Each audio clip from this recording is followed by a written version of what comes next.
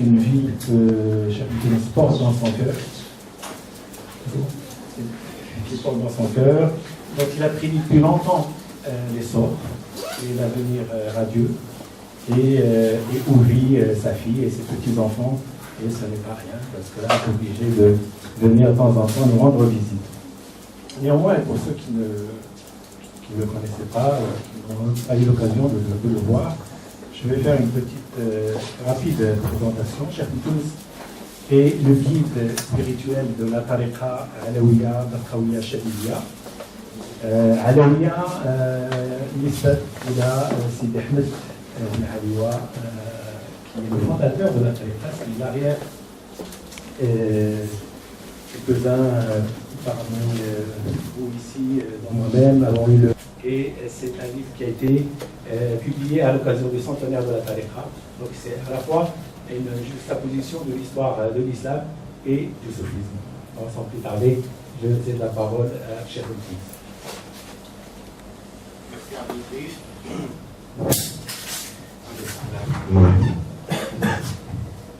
D'abord, je voudrais remercier Leïla qui a, depuis des mois, essayé de traduire et de construire cette rencontre.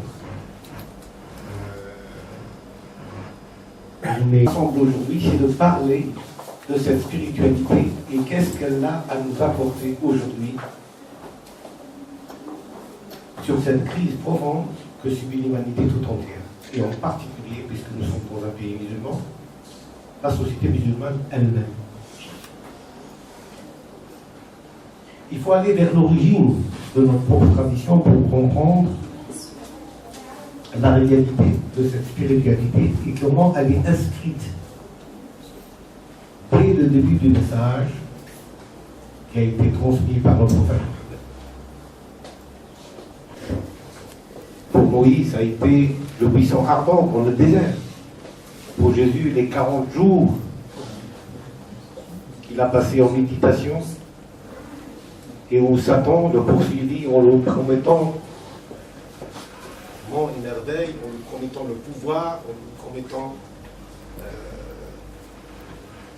la reconnaissance. Et pour le prophète Mohammed, j'avais cité Bouddha aussi, et Bouddha c'est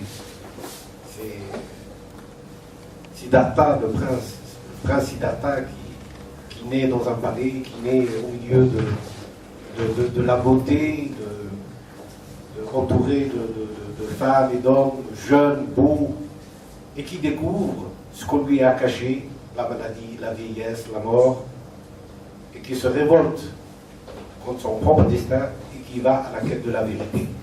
Ainsi, le prophète Mohammed aussi a été un homme en quête de vérité. Il s'est isolé des siens. Et c'est dans une grotte, dans cette grotte de Hira, dans la solitude, dans ce face-à-face avec lui-même et avec ce qu'il ignorait, l'absolu.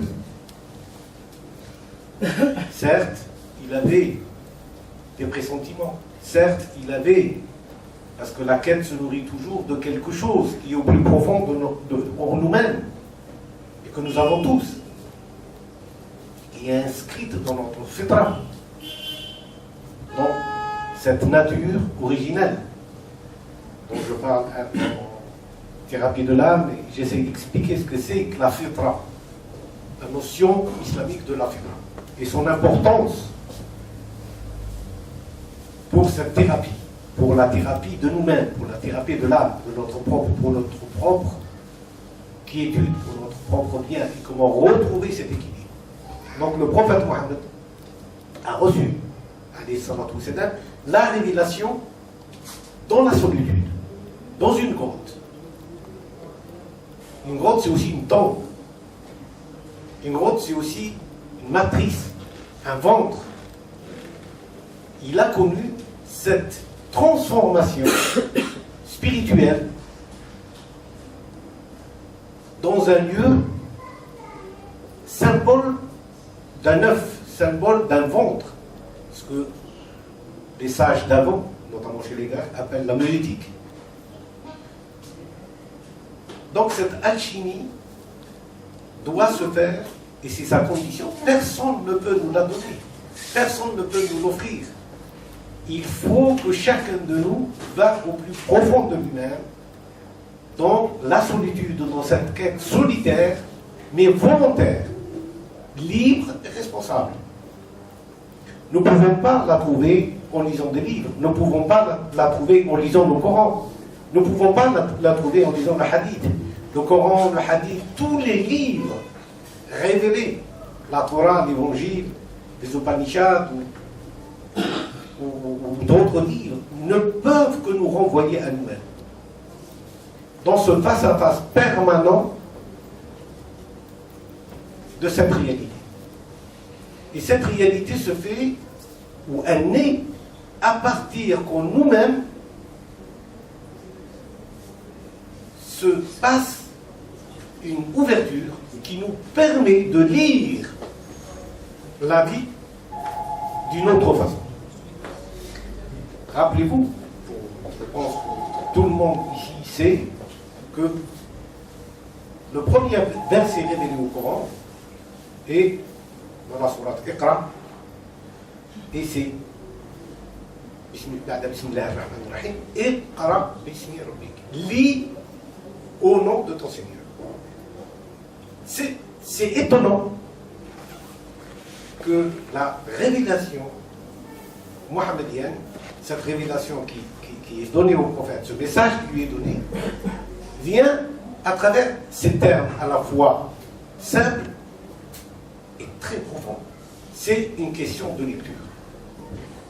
Et comment un être peut accéder de la lecture intellectuelle, de la lecture égotique, de la lecture du moi à la lecture du soi. Iqra bismi rabbik. Lis au nom de ton Seigneur. Si on enlève Iqra bismi, si on enlève bismi et on laisse que Iqra, ça devient Iqra bi rabbika. Si on enlève le terme au nom de, la lecture se fait lis par ton Seigneur. Donc la lecture se fait en nous, la lecture de notre propre vie, la lecture de notre perception du monde, de notre vision du monde, de notre réalité humaine par rapport à la réalité divine, par rapport à la réalité de l'unicité. Et c'est là où il y a ce lien qui se crée entre la créature et le créateur. Iqra bismi rabbika alladhi khalaq, celui qui a créé, khalaq al-insana min 'alaq, qui a créé l'homme à travers une adhérence. Une adhérence. Pour ne pas rentrer trop dans le tafsir de ce verset, l'explication de ce verset, l'essentiel c'est que la lecture se fait par Dieu à travers nous. Et au fait, qu'est-ce qu'on fait? Quelqu'un qui lit le Coran, qu'est-ce qu'il dit? Il ne fait que cela. Quand vous dites Bismillah ar-Rahman ar-Rahim, Alhamdulillah Rabbil Alamin, etc., et qu'on commence à réciter le Coran, qu'est-ce qu'on fait? Nous devenons la langue par laquelle le Coran se lit. Et le Coran n'est rien d'autre que la parole divine. Chacun de nous devient à ce moment-là le porteur de la parole. Celui qui, à travers lui, se manifeste le divin, ou la parole divine, ainsi que dans l'évangile.